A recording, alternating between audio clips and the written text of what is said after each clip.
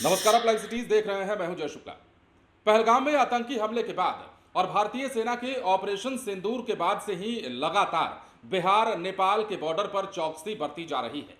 इसका नतीजा ये हो रहा है कि अब तक पिछले कई दिनों की अगर हम बात करें तो कई विदेशी नागरिक पकड़े जा चुके हैं।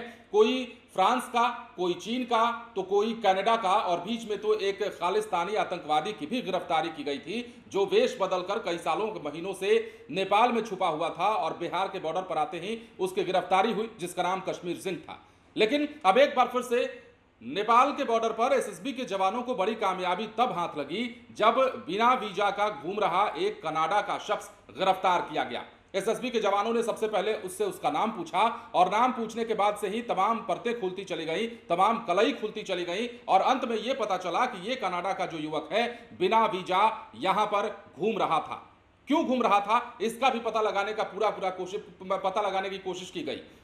अब ऐसे में बिहार के रक्सौल बॉर्डर पर एसएसबी ने एक कनाडाई नागरिक जिसका नाम हरप्रीत सिंह है उसको बिना वीजा के गिरफ्तार किया है। वो कनाडा का अस्थायी निवासी है और उसका अस्थायी निवास कपूरथला पंजाब है।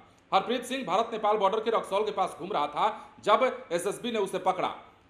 पहले इसकी जांच की और पाया कि उसका वीजा अवैध था, जिसके बाद एसएसबी ने हरैया थाने को कनाडाई नागरिक को सौंप दिया। हरैया थाना पूरे मामले की जांच में जुटी है। आखिर ये हरप्रीत सिंह किस मकसद से भारत आया था और नेपाल भारत की सीमा पर क्या कर रहा था, यह भी जानिए कि पहलगाम हमले के बाद लगातार विदेशी नागरिकों की अवैध रूप से हो रही गिरफ्तारी जो है थमने का नाम, जो अवैध नागरिक हैं उनकी गिरफ्तारी थमने का नाम नहीं ले रहा है। और इससे पहले भी 4 चीनी नागरिकों को गिरफ्तार किया गया था। एक फ्रांसीसी नागरिक को बिना वीजा के नेपाल के बॉर्डर पर गिरफ्तार किया गया था और हाल ही में एक चीनी नागरिक फैंग जैनशान को भी बिना पासपोर्ट और वीजा के भारत में प्रवेश करने के दौरान पकड़ा गया था। वो नेपाल के रक्सौल के रास्ते भारत में घुसने की कोशिश कर रहा था। और यह भी जानिए कि भारत पाकिस्तान के बीच जो तनाव की स्थिति है, अभी भी स्थिति तनाव की ही है। हालांकि जो लड़ाई थी, जो रगड़ा रगड़ी थी, वो खत्म हो चुकी है। ऑपरेशन सिंदूर के बाद पाकिस्तान ने पलटकर वार किया और उसके जवाब में जब भारत ने वार किया तो पाकिस्तान में उसका असर अब तक दिख रहा है। त्राही त्राही मचा हुआ है। लेकिन इस बीच में बिहार नेपाल के बॉर्डर पर, भारत और नेपाल के बॉर्डर पर चौकसी ज्यादा बढ़ी है और इसका नतीजा यह हो रहा है, जैसा कि हमने आपको कहा,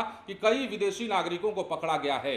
अब सवाल यह उठता है कि ये तमाम नागरिक भारत में आखिर बिना वीजा प्रवेश क्यों करना चाहते हैं।